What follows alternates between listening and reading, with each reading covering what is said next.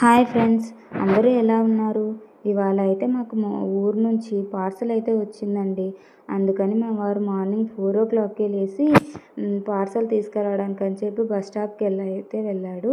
బస్సులోంచి అయితే పార్సల్ తీసుకొని బండి మీద అయితే పెట్టేసుకున్నాడు. బండి మీద పెట్టుకొని రిటర్న్ అయితే వచ్చేసాడు. ఇంకా మార్నింగ్ లేచాక మేము పార్సల్ని అయితే ఓపెన్ చేసి చూస్తున్నాము.